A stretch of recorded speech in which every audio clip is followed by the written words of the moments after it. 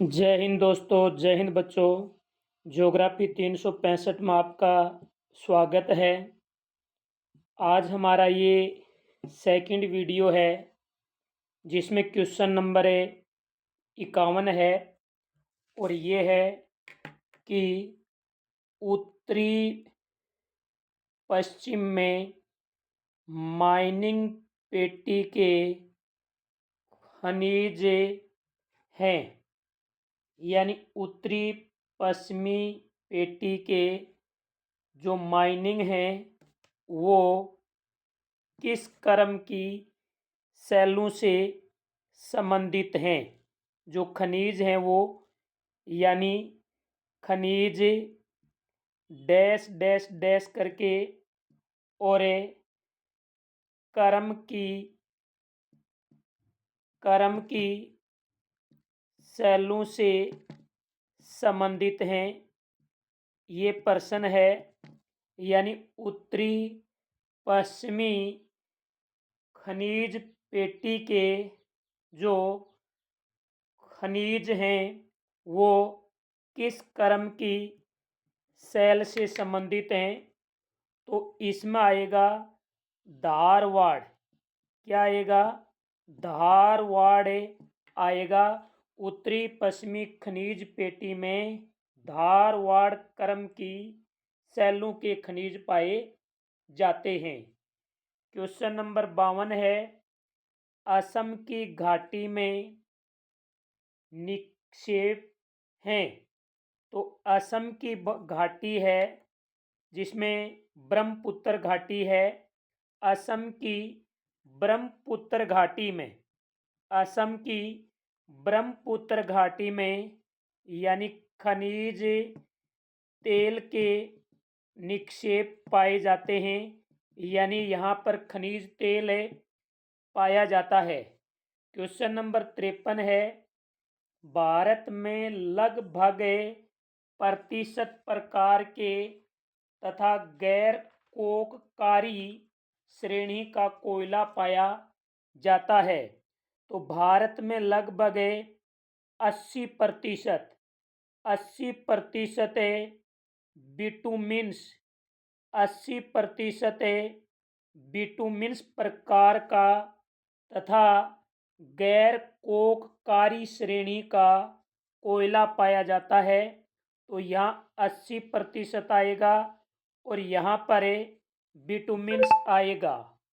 अगला क्वेश्चन है, भारत में सर्वाधिक गोंडवाना कोयला क्षेत्र है, यानी भारत में सर्वाधिक गोंडवाना जो कोयला क्षेत्र है वो कौन सी घाटी में स्थित है।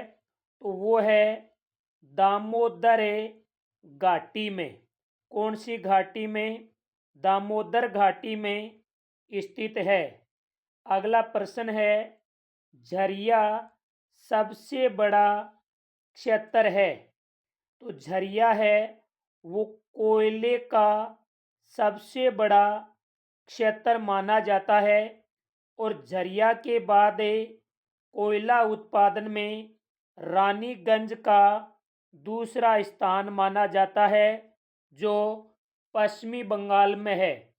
झरिया झारखंड में है, कोयला उत्पादन में पहला स्थान है। रानीगंज पश्चिमी बंगाल में है, कोयला उत्पादन में दूसरा स्थान है। अगला प्रश्न है, मध्य प्रदेश का सिंगरौली माइनिंग केंद्र हेतु प्रसिद्ध है, यानी मध्य प्रदेश में जो सिंगरौली नामक स्थान है यहाँ पर किसका उत्पादन है या सिंगरौली किसके उत्पादन के लिए प्रसिद्ध है। तो ये कोयले के उत्पादन के लिए प्रसिद्ध है। तो यहाँ आएगा कोयला। क्वेश्चन नंबर 57 है, कोरबा कोरबा कौन से राज्य में पड़ता है। कोरबा छत्तीसगढ़ राज्य के अंदर पड़ता है और ये कोरबा है ये किसके लिए प्रसिद्ध माना जाता है। ये कोयले के माइनिंग हेतु प्रसिद्ध माना जाता है। क्वेश्चन नंबर 58 है, कच्चा पेट्रोलियम द्रव्य एवं गैस से युक्त होता है। कच्चा पेट्रोलियम द्रव्य एवं गैसीय अवस्था के हाइड्रोकार्बन यानी हाइड्रोकार्बन से युक्त माना जाता है। कच्चा पेट्रोलियम द्रव्य और गैस से युक्त होता है, तो इसमें आएगा हाइड्रोकार्बन। क्वेश्चन नंबर 59 है, अपरिष्कृत पेट्रोलियम टर्शियरी युग की कौन सी शैलों में पाया जाता है। यानी अपरिष्कृत पेट्रोलियम है वो टर्शियरी युग की अवसादी शैलों के अंदर पाया जाता है, तो इसमें आएगा अवसादी। क्वेश्चन नंबर 60 है, में तेल एवं प्राकृतिक गैस आयोग की स्थापना की गई। तेल एवं प्राकृतिक गैस आयोग की स्थापना 1956 में की गई थी। 1956 में तेल एवं प्राकृतिक गैस आयोग की स्थापना हुई। असम में पहला तेल उत्पादक क्षेत्र है, तो असम के अंदर जो डिगबोई नामक क्षेत्र है, डिगबोई ये पहला तेल उत्पादक क्षेत्र माना जाता है, डिगबोई। क्वेश्चन नंबर 62 है, राज्य के नाहरकटिया तथा मोरान महत्वपूर्ण उत्पादक क्षेत्र हैं।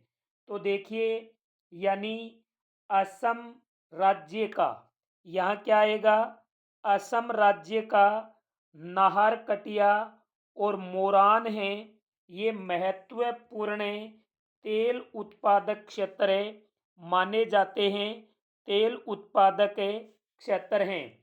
तो यहाँ असम आएगा, यानी असम राज्य के अंदर जो नाहरकटिया और मोरान क्षेत्र हैं, ये तेल उत्पादक के लिए प्रसिद्ध हैं। क्वेश्चन नंबर 63 है, गुजरात का अंकलेश्वर उत्पादक क्षेत्र है। गुजरात का जो अंकलेश्वर क्षेत्र है, ये तेल उत्पादक क्षेत्र माना जाता है, तो यहाँ पर तेल आएगा। अगला 64 नंबर क्वेश्चन है कि मुंबई हाई में तेल की खोज हुई। तो देखिए, मुंबई हाई में 1973 में तो तेल की खोज हुई थी, और यानी 1976 के अंदर 1976 में तेल का उत्पादन हो गया था। यानी मुंबई में 1973 में तेल की खोज हुई और 1976 में तेल का उत्पादन शुरू हो गया था।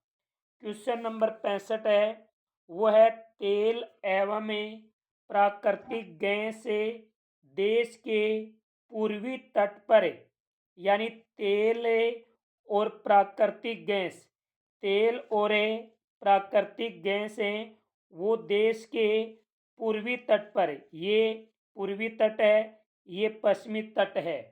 तेल एवं प्राकृतिक गैस के पूर्वी तट पर कावेरी बेसिन में अन्वेषणात्मक कूपों में पाया जाता है।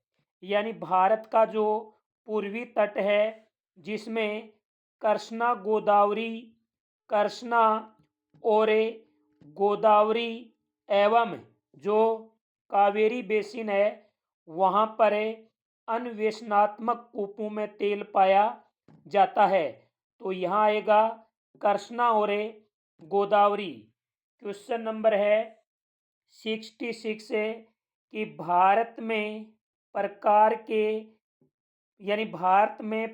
की तेल शोधनशालाएं हैं। तो देखिए, भारत में 2 प्रकार की तेल शोधनशालाएं हैं। जिसमें एक तो क्षेत्र पर आधारित है और एक है बाजार पर आधारित है। अब हम बात करते हैं कि कौन सी तेल शोधनशाला क्षेत्र पर आधारित है। तो क्षेत्र पर आधारित तेल शोधनशाला डिगबोई है। तो 69 में यहाँ पर क्या आएगा, डिगबोई आएगा। और जो बरौनी है वो 70 में आएगा। बरौनी है वो बाजार आधारित तेल शोधनशाला है। क्वेश्चन नंबर 65 में कृष्णा और गोदावरी आएगा। क्वेश्चन नंबर 66 में 2 आएगा। 69 में यानी 66 के बाद में जो बीच के नंबर भूल गए हैं कोई बात नहीं, दोबारा लगवा देंगे ये। यानी इनके बाद 69 में डिगबोई आएगा, 70 में बरौनी आएगा। क्वेश्चन नंबर 71 है पेट्रोलियम भंडारों के साथ पाई जाती है। तो प्राकृतिक गैस है ये पेट्रोलियम भंडारों के साथ पाई जाती है। यानी जहाँ पर पेट्रोलियम के भंडार होंगे वहाँ पर प्राकृतिक गैस है वो स्वतः मिलेगी। क्वेश्चन नंबर 72 है कि परिवहन ईंधन के रूप में गैस का उपयोग किया जाता है।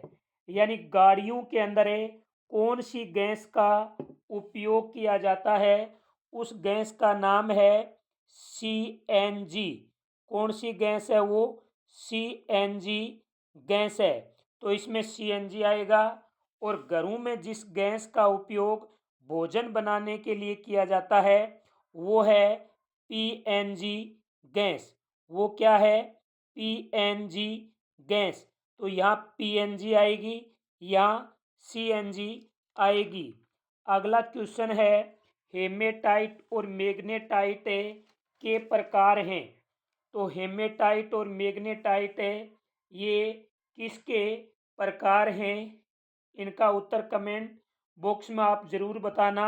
आपको आता है कि हेमेटाइट किसका प्रकार है, मैग्नेटाइट किसका प्रकार है। उम्मीद करता हूं इसका आप उत्तर जरूर कमेंट बॉक्स में देंगे।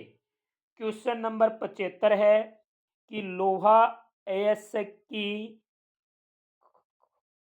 खदानें देश के उत्तरी पूर्वी पठारी प्रदेशों में क्षेत्रों के निकट स्थित हैं। यानी लोहा अयस्क के जो भंडार हैं वो देश के उत्तरी पूर्वी पठारी प्रदेशों में यानी कोयला क्षेत्रों के निकट स्थित हैं। यानी जो कोयला क्षेत्र हैं उनके निकट यहाँ लोहे अयस्क के भंडार हैं। क्वेश्चन नंबर 76 है कि सुंदरगढ़ और मयूरभंज किस अयस्क के लिए प्रसिद्ध हैं। तो सुंदरगढ़ और मयूरभंज ये लोहा अयस्क के लिए प्रसिद्ध माने जाते हैं। क्वेश्चन नंबर 77 है सेलम किस अयस्क के लिए प्रसिद्ध है। तो ये सेलम है ये लोहा अयस्क के लिए, किसके लिए प्रसिद्ध है ये लोहा अयस्क के लिए प्रसिद्ध है। ध्यान रखें यहाँ पर कि सेलम लोहा अयस्क के लिए प्रसिद्ध है, चंद्रपुर और भंडारा हैं ये भी लोहा अयस्क के लिए प्रसिद्ध हैं। कुद्रेमुख, शिवमोगा, चित्रदुर्ग ये भी लोहे अयस्क के लिए प्रसिद्ध माने जाते हैं। डल्ली और राजहरा हैं ये भी लोहे अयस्क के लिए प्रसिद्ध हैं। दुर्ग और बेला ढीला हैं ये भी लोहा अयस्क के लिए प्रसिद्ध हैं। यानी ये जो 77, 78, 79, 80 और 81 इन सब के अंदर क्या आएगा, लोहा अयस्क आएगा। क्वेश्चन नंबर 82 है मैग्नीज किस क्रम की शैलों में पाया जाता है। तो मैग्नीज है वो किस क्रम की शैलों के अंदर पाया जाता है। तो मैग्नीज आपको पता है कि मैग्नीज धारवाड़ क्रम की सैलों के अंदर पाया जाता है? धारवाड़ क्रम की सैलों में। अगला क्वेश्चन है, मैग्नीज का अग्रणी उत्पादक राज्य है?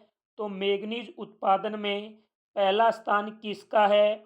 ओडिशा का है। तो ओडिशा मैग्नीज उत्पादन में अग्रणी राज्य है। अगला क्वेश्चन है, कोरापुट एवं कालाहांडी। कोरापुट एवं कालाहांडी किसके लिए प्रसिद्ध हैं? तो ये भी लोहा अयस्क के लिए प्रसिद्ध हैं। को यानी कोरापुट और कालाहांडी ये किसके लिए प्रसिद्ध हैं? ध्यान दें, कोरापुट और कालाहांडी है ये मैग्नीज उत्पादन के लिए प्रसिद्ध हैं। किसके उत्पादन के लिए ये प्रसिद्ध हैं? मैग्नीज के लिए। अगला क्वेश्चन नंबर 85 है, वो है बॉक्साइट मुख्यतः बॉक्साइट मुख्यतः कौन से निक्षेपों में पाया जाता है? तो याद रखें, बॉक्साइट है वो यानी टरशेयरी निक्षेपों के अंदर पाया जाता है। क्वेश्चन नंबर 86 है, बॉक्साइट का सबसे बड़ा उत्पादक राज्य है? तो बॉक्साइट का सबसे बड़ा उत्पादक राज्य उड़ीसा है। यानी याद रखें, मैग्नीज और बॉक्साइट मैग्नीज और बॉक्साइट दोनों के उत्पादन की दृष्टि से पहले स्थान पर उड़ीसा आता है। क्वेश्चन नंबर 87 है, उड़ीसा के एवं बॉक्साइट उत्पादक अग्रणी उत्पादक है।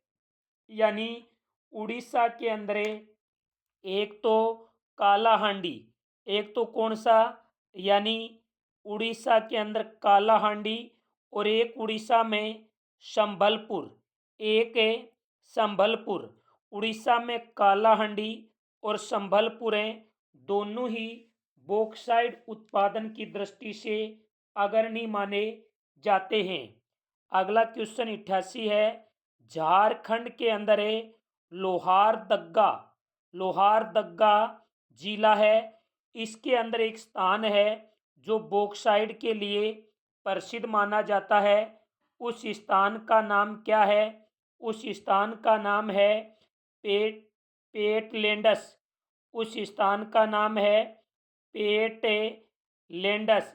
यानी झारखंड के लोहारदंगा जिले में पेटलैंड्स नामक स्थान है, ये बॉक्साइट के लिए प्रसिद्ध माना जाता है।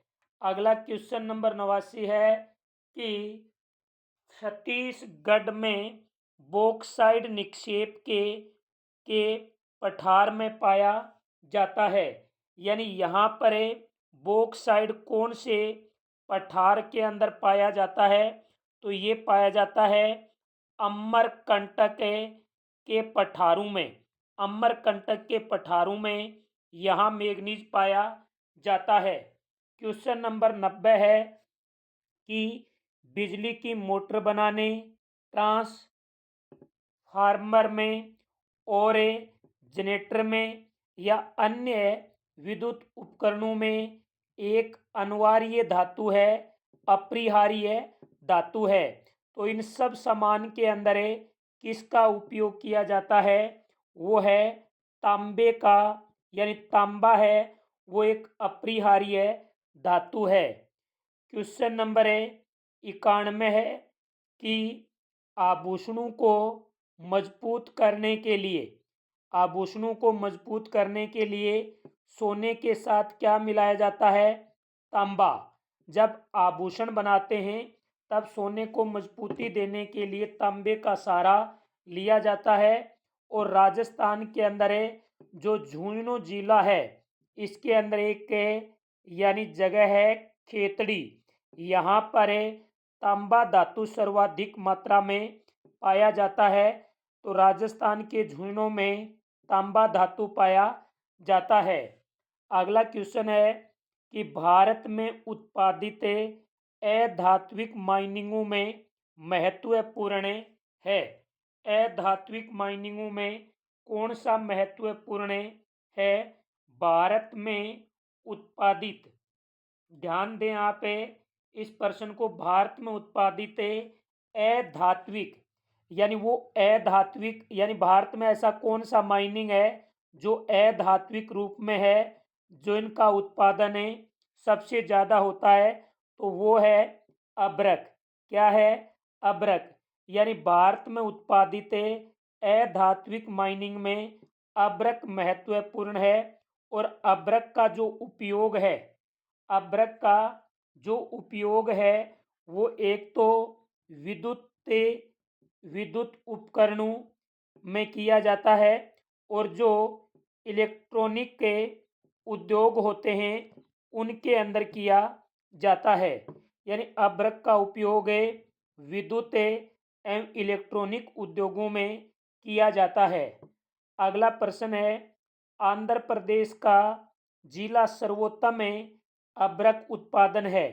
तो आंध्र प्रदेश का जो नेल्लोर जिला है ये सर्वाधिक अभ्रक के उत्पादन में महत्वपूर्ण माना जाता है। क्वेश्चन नंबर 96 है कि राजस्थान में अभ्रक की पेटी, राजस्थान भी अभ्रक उत्पादन की दृष्टि से अच्छा स्थान रखता है, और राजस्थान में अभ्रक की पेटी भीलवाड़ा से स्टार्ट होती है, और भीलवाड़ा से लेकर के ये पेटी उदयपुर तक यानी विस्तृत है। क्वेश्चन नंबर 97 है, कोयला है, पेट्रोलियम है और प्राकृतिक गैस ऊर्जा के स्रोत हैं। याद रखें, कोयला, पेट्रोलियम और प्राकृतिक गैस ये ऊर्जा के परंपरागत स्रोत हैं, यानी इनका उत्पादन प्राचीन काल से ही किया जा रहा है। जबकि सौर ऊर्जा है, पवन ऊर्जा है, जैव ऊर्जा है, भूतापीय ऊर्जा है, ये अपरंपरागत स्रोत हैं। तो कोयला, पेट्रोलियम और गैस हैं, ये परंपरागत स्रोत हैं। अगला क्वेश्चन नंबर 98 है कि परंपरागत ऊर्जा स्रोत संसाधन हैं, ये क्या हैं? समाप्य हैं। तो यहाँ पर क्या आ जाएगा? समाप्य हैं, यानी जल्दी समाप्त होने वाले हैं। क्वेश्चन नंबर 99 है, का उपयोग ताप विद्युत उत्पादन में और लोहा अयस्क को गलाने में किया जाता है। यानी किसका उपयोग ताप उत्पादन में और लोहा अयस्क को गलाने में किया जाता है? तो वो है कोयला। क्या है? कोयला। वो है कोयला। अगला है, कोयला मुख्यतः भूगर्भिक भूगर्भिक कालों की शैलों में पाया जाता है। तो याद रखना, कोयला मुख्यतः दो भूगर्भिक कालों के अंदर पाया जाता है। तो यहाँ दो आएगा, जिसमें एक तो है गोंडवाना और एक है टरशियरी। इन दो कालों के युगों की, इन दो कालों की शैलों में पाया जाता है। अगला क्वेश्चन नंबर है 101 कि कोयला व निक्षेप में पाया जाता है। तो कोयला एक तो गोंडवाना निक्षेपों में पाया जाता है, और एक है यानी टरशियरी निक्षेपों में पाया जाता है। तो यहाँ गोंडवाना आ जाएगा और यहाँ यानी टरशियरी आ जाएगा। क्वेश्चन नंबर 102 है, पूर्वी तट पर स्थित, पूर्वी तट पर स्थित बेसिन में प्राकृतिक गैस के नए भंडार मिले हैं। यानी पूर्वी तट पर जो कृष्णा और गोदावरी का बेसिन है, जो कृष्णा और गोदावरी का बेसिन है, यहाँ पर प्राकृतिक गैस के नए भंडार उपलब्ध हुए हैं। अगला है क्वेश्चन नंबर 103 कि भारत के पश्चिमी तट पर प्रमुख गैस के भंडार हैं। भारत के पश्चिमी तट पर प्रमुख गैस भंडार हैं, तो वो है मुंबई हाई। कौन सा है? मुंबई हाई। तो ये थे आपके लिए वेरी इंपॉर्टेंट पर्सन है। यदि वीडियो अच्छा लगा हो तो लाइक करें, शेयर करें, और जो विद्यार्थी, जो मित्र इस चैनल पर पहली बार आ रहे हैं वो चैनल को सब्सक्राइब करें। जय हिंद, जय भारत।